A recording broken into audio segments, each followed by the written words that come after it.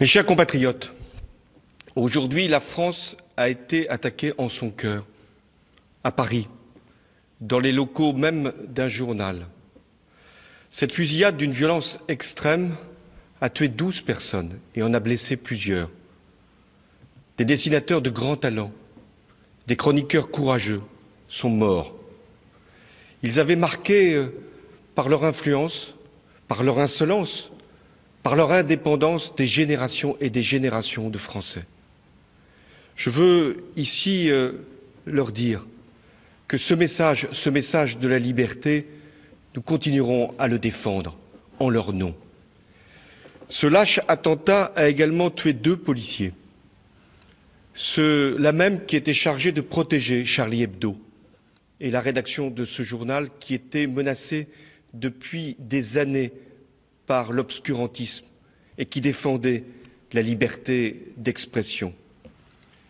Ces hommes, cette femme, sont morts pour l'idée qu'ils se faisaient de la France, c'est-à-dire la liberté.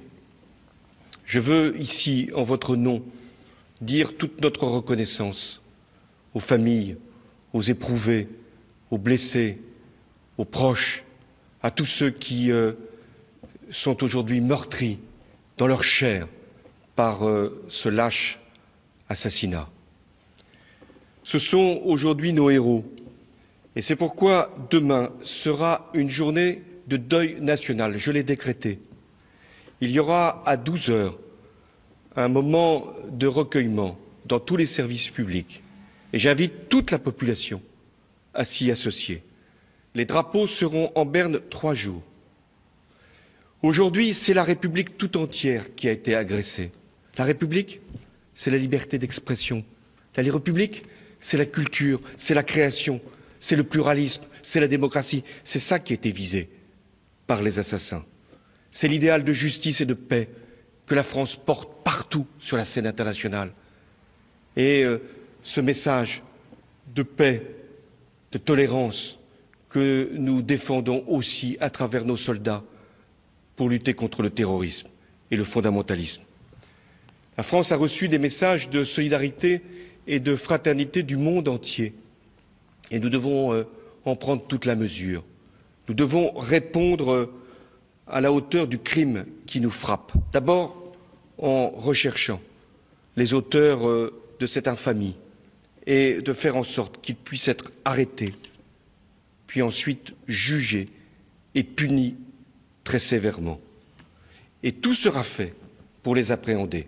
Aujourd'hui, l'enquête avance sous l'autorité de la justice. Nous devons aussi protéger tous les lieux publics. Et le gouvernement a mis en place ce qu'on appelle le plan Vigipirate attentat. C'est-à-dire que des forces de sécurité vont être déployées partout, là où il peut y avoir le début d'une menace.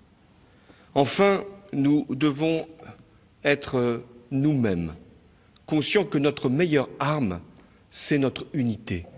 L'unité de tous nos concitoyens face à cette épreuve. Rien ne peut nous diviser, rien ne doit nous opposer, rien ne doit nous séparer. Demain, je réunirai les présidents des 2 assemblées ainsi que les forces représentées au Parlement pour montrer notre commune détermination.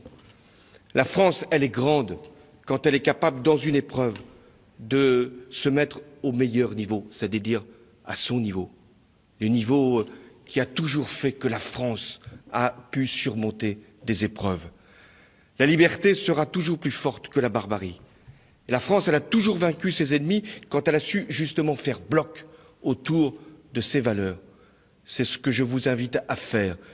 Le rassemblement de tous, sous toutes ses formes. Voilà ce qui doit être notre réponse. Rassemblons-nous face à cette épreuve et nous gagnerons, car nous avons toutes les capacités de croire en notre destin et rien ne pourra nous faire fléchir dans la détermination qui est la nôtre. Rassemblons-nous. Vive la République et vive la France.